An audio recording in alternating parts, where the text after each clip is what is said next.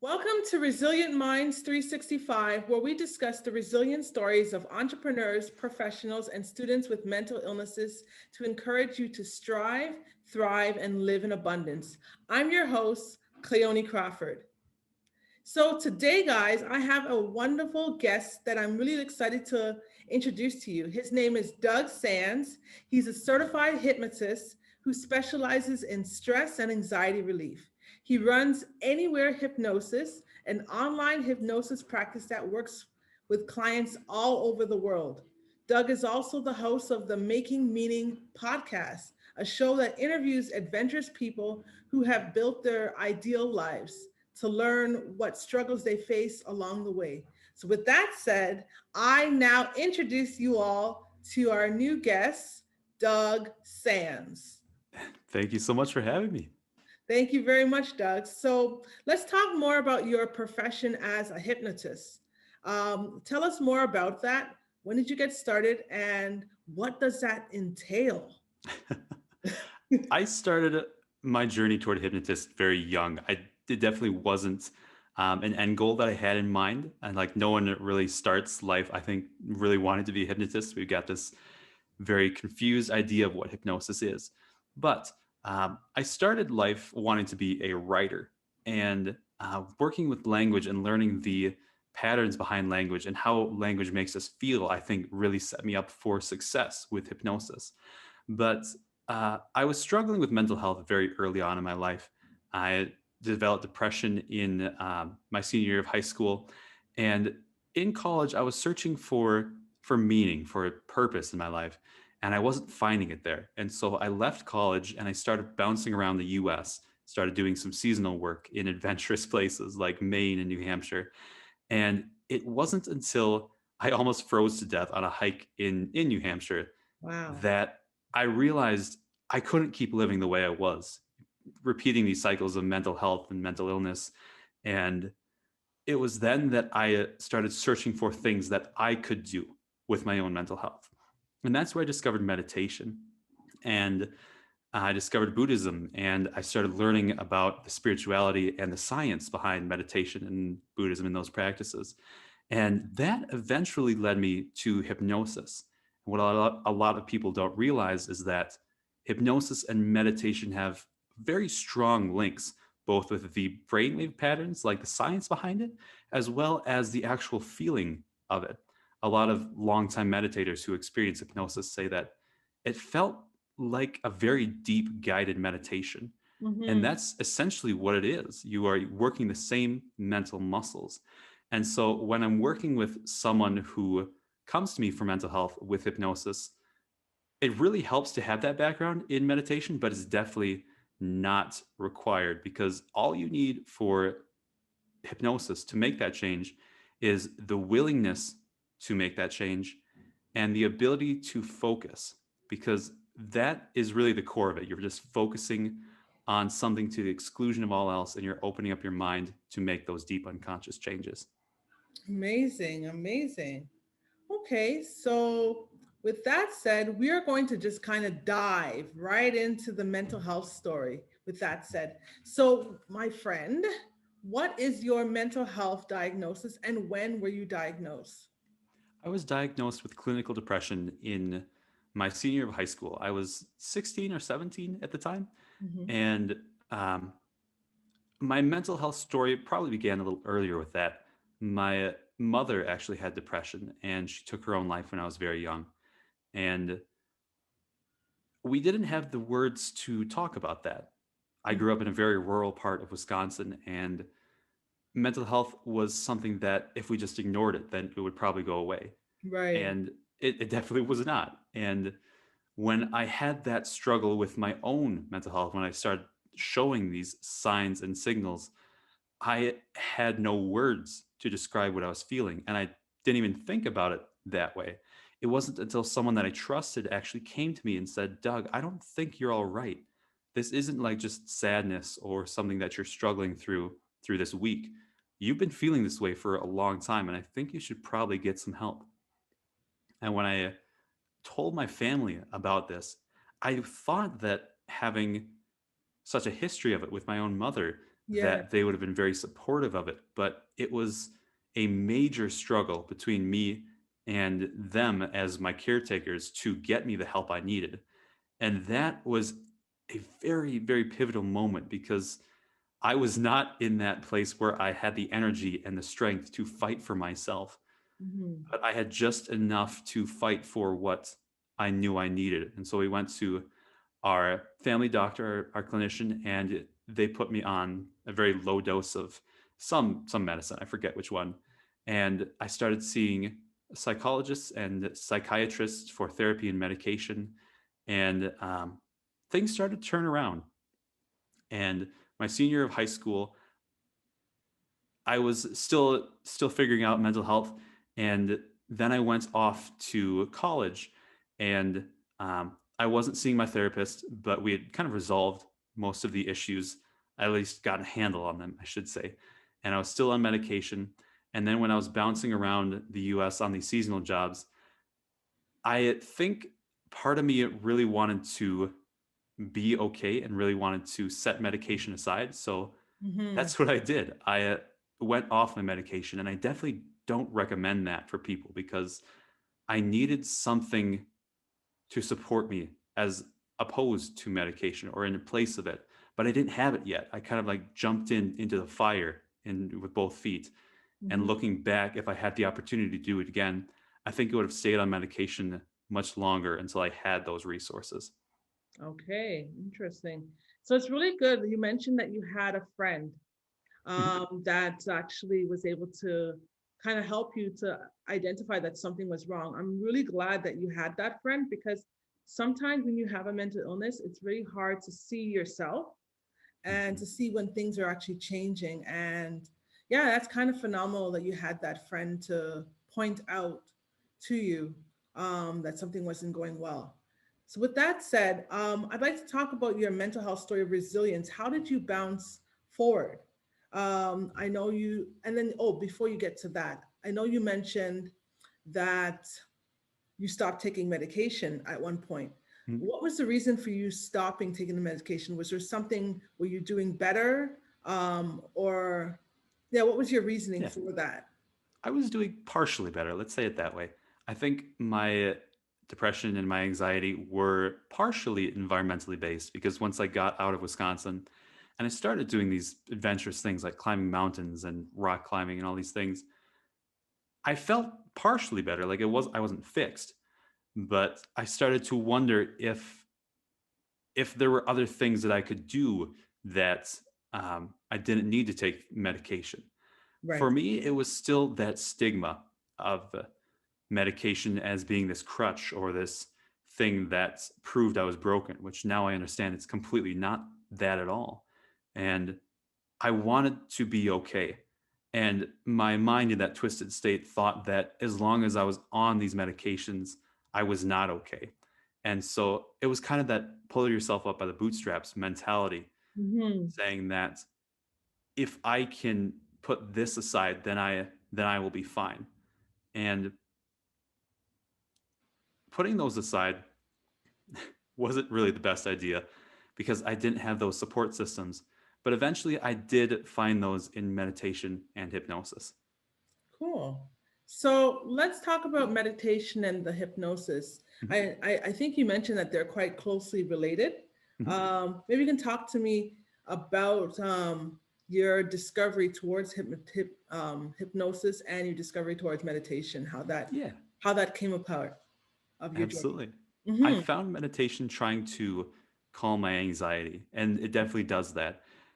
For anyone trying meditation for the first time, there is that initial hump to get over because a lot of us, that's the first time that we really sit down with our own thoughts and just be willing to listen to everything that's happening in our own minds. And at times, that can be scary. For me, especially in my mental health struggles, that was terrifying. But I knew that I was going to get the positive results with it. And so I stuck through it.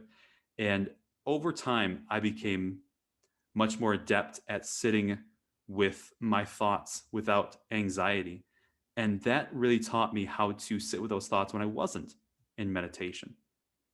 And hypnosis came along because I was listening to podcasts about meditation and I heard about the science behind the two of them.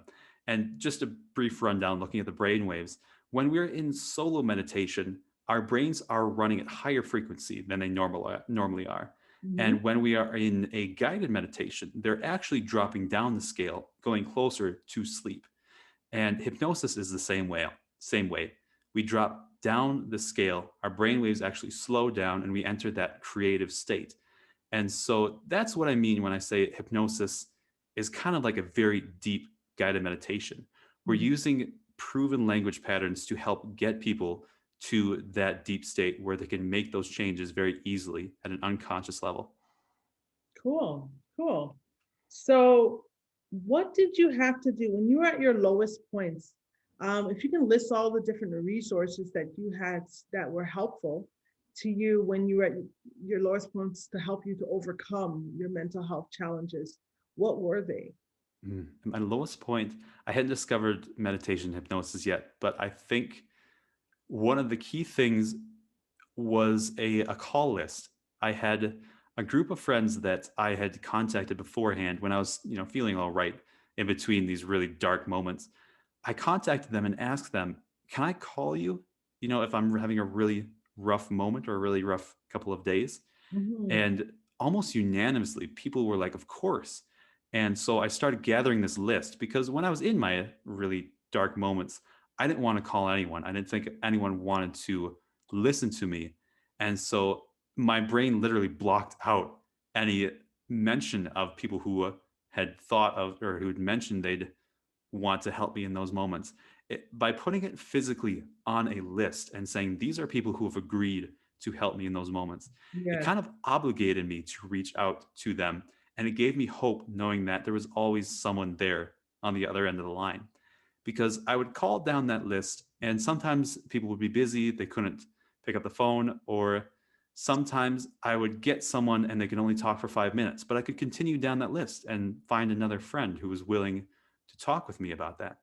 Mhm. Amazing. I'm so glad that you were able to have a list. How many people were on that list? I would say 10 to 11. That's amazing to find 10 to 11 people that you can actually reach out to because sometimes it's very lonely having a mental health Mm. challenge. People don't necessarily want to be around you because of the unknown. Like I recently did a show yesterday, actually, which I Mm. posted on my podcast about how to support someone with bipolar disorder. And one thing that they talked about is to be there for them and to listen when um, they are sharing, their feelings. Mm. And so, with these people, what are some of the things that you hoped that they would do for you when they, I guess, would listen to you? What are some Yeah. things that you would hope for them to do for you when they're on the phone, when you call Yeah. them? First and foremost, it was what you just said, just being that willing ear to listen and not be alone. And that was such a huge thing. We talked about people where we talked about active listening and people who would just listen and be that guiding, or not guiding, but even just supporting shoulder that you could lean on in that times. But I Right. also had people on that list who would give me that hard love, who would give me those suggestions that would kind of break me out of my own stuck loops and that I was really unable to break out of by myself.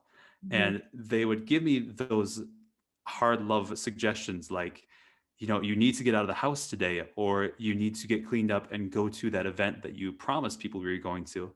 And they weren't extremely big things like you have to be happy like this instant, or you have to go give a speech or something. It was simply those small steps. And that encouragement, even when I didn't really want to hear it, that encouragement, it knocked down those first dominoes. And by showing that, yeah, I can do these small things, it gave me the courage and the motivation to continue and do bigger and bigger things and work to pull myself out of those own states. Amazing. It's good that they were able to give you sometimes you really need people who can give you that, that push, that extra push just to kind of Mhm. get started. But also you do need those other people who just will sit back and listen and just help you to be able to vent, Yeah, to get it all absolutely. out, to express your feelings. But sometimes it also really helps. It's good to have that balance of Mm, people in your life because sometimes we can't move forward, and we don't have the strength to do it. But there are other times we just need a little push, just a little pin in our butts, just to push us forward. You know what I'm mhm. saying? Yeah. So yeah. So another thing I'd like to ask is, what are three things that you wish you had available when you were at your lowest point? Mm. The first thing, I wish I had the knowledge that I was going to be all right. I don't Mm, know, like a picture or a message for my future self. I wish I had something to hold on to saying that one, I was going to be alive, but two, these issues were not going to be nearly as prominent in my life. I wanted that hope from myself that things were not permanent, that things that I was struggling with were not constantly going to plague me for the rest of my life. I mhm. think the second thing I really wish I had in those lowest moments would be, I think, the tools. I think I came into meditation and hypnosis kind of late in my journey, and I wish I had those tools earlier. That Mhm. being said, I'm not sure I would have been receptive enough in that state to actually practice those things, but I wish I had tools that I could use because I always thought mental health was something that someone fixed for me. And now I realize that it's something that we fix with others' help. Okay. And if I had that motivation, or that's not the right word, if I had that belief that I could fix myself, I think that would have made huge changes in my journey. And I think the last thing that I really would have liked is the knowledge that it's okay to not be okay.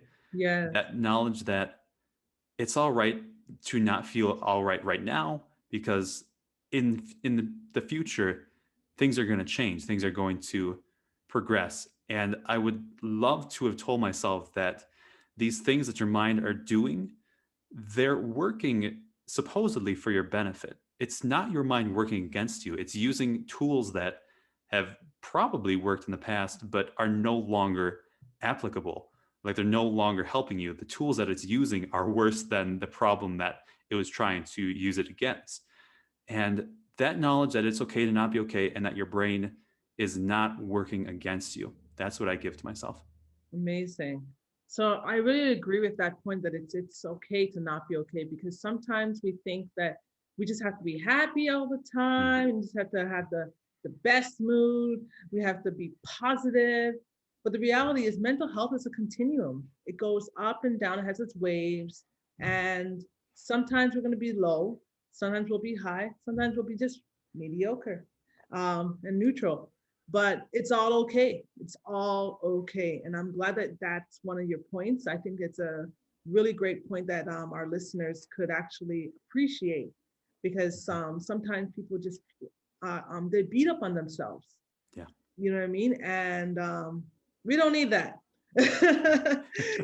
So, with that said, what words of hope can you give to our listeners? Mhm. I would say that our emotions and our mental states are much more malleable and much more changeable than a lot of us realized. And whether we do that, whether we change those thoughts and habits and loops that we get ourselves stuck in, whether we change those with meditation or hypnosis or psychology and medication, or simply by going out and meeting with friends or going for a walk or doing something you really enjoy. When you break up those patterns, you are literally making it easier for your brain to break those up later. You are teaching yourself a new habit, because along the way, I believe that mental health, or mental illness, I should say, becomes this habit, this loop that we perpetuate. And it isn't until we can break up that loop and really give ourselves some space that we start to see those changes. Amazing. So I'd like to go back a little. I wanted to ask you about therapy. During your period, did you ever have therapy? And if you did, what did you find was helpful about that? I did. I had cognitive behavioral therapy, Okay. and it was it was the first time I realized, or I learned, that our thoughts are not our reality, or Yeah. I should say, our thoughts are not objective, meaning that we create our own reality. And my therapist, in one of our very early sessions, told me this line that has stuck with me for years. She said that we are meaning making creatures, and that we make our own meaning from the objective reality that is around us. And that kind of became the philosophy behind the podcast. You know, I call it the Making Meaning podcast, Right. because we are not only making our own um, purpose in life, we're not only making that meaning that really gives us joy, but we're also talking about how our brains are making meaning from the events around us. And they are really dissecting it and creating this narrative that perhaps can be tinted by our past events. And it's only by seeing things clearly, whether through therapy or through other modalities, that we start to um, realize that things can change. Cool. So let's go into your podcast. So your podcast is tell us more about your podcast, the type of guests that you've had, the type of stories that you guys have told. Yeah. I'm just interested. Yeah, I love to interview adventurous people, and by that I define it as people who are in the driver's seat of their own life. Hmm. Because for so long I was this victim of my life. Life was happening to me, and it wasn't something that I created and I shaped. Mhm. And when I was starting out, I believed that there was this huge chasm that I had to cross. Like, I saw the people who were living adventurous lives, like hiking and sailing around the world or doing amazing backpacking trips. And I wanted to be like that, but I didn't know how to get there. And it wasn't until I had the courage to ask these people about their own journeys that I realized they've overcome so much in their own journey, and they're still working on themselves and their own mental health. And with that, it gave me the inspiration to take those small daily steps that eventually became this path towards where I am today. And so, really, my goal with that podcast is to give people the understanding there is a path. Sometimes we have to build that path, but as long as we take small daily steps towards our goals, those goals are truly possible. And along the way, I throw in some tools from meditation and hypnosis and yoga and other things that I've learned that have really helped me on my own journey. And with those tools and with that inspiration, I really just hope to help people take control of their own lives and take those steps. Cool. And how long have you been doing this podcast? I have been doing it for about 6 months. It's been on my mind for 2 to 3 years, but as with a lot of people, 2020 has given me the time and the mental focus to really put it out there. That's good. That's good. That's awesome. So the next question I have for you is it's actually we're gonna switch gears a little. Mhm. We're going to talk about music therapy. As you see behind me, there's a book. It's called The Music of My Life. And that book is about my journey with mental health as a woman with bipolar disorder. I share my journey, but I talk a lot about music therapy and how it was very helpful towards my journey. So, with that said, what type of music do you like? Yeah, what type of music do you Yeah. like? I like folk and Americana. I grew up in the rural, in rural Wisconsin, and so I had a lot of influence from country. And I realized very quickly I wasn't quite into that. But uh, folk and Americana has that simplicity that I really enjoy. The lyrics are very deep and they're very meaningful, and the instrumentals are very very eloquent, like surprisingly eloquent. I grew up taking piano lessons, and so I know a fair amount of music theory behind, you know, the chords and the progressions and everything, and seeing the musicality that these banjo players and mandolin players were bringing to these songs, it just blew me away, and I've been hooked ever since. Amazing. Okay. So if you were to think of a song that best describes your journey, Mhm. what would it be and why? I would say After Many Miles by the Ghost of Paul Revere. And it's kind of a darker song. It's dark but hopeful. It talks about mortality, but it also talks about the idea, as long as we continue taking those steps and continue walking those miles, that we are eventually going to get where we want to go. Cool. Well, thank you so very much, Doug, for joining us on the show. I think people will definitely find your episode very interesting, especially with the hypnosis. I Mhm. mean, that's really, and how they're actually connected with meditation. That's kind of pretty cool. That's a cool little correlation there. So, with that said, and to all you resilient minds out there, until next time, please subscribe to us on all our platforms and don't forget to rate the show and leave a review for us on Apple Podcasts. Also, join the community of resilient minds and sign up for our monthly newsletter at cleonicrawford.com.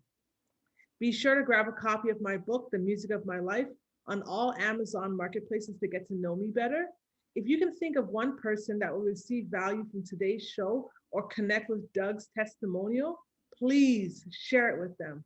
Feel free to take a screenshot of this week's episode of the podcast and tag us on Instagram. You can tag myself, Only Cleoni, or Resilient Minds 365, and today's guest at Making Your Meaning. And remember, mental health is not a death sentence. Despite your illness, you can strive, thrive, and live a life of abundance.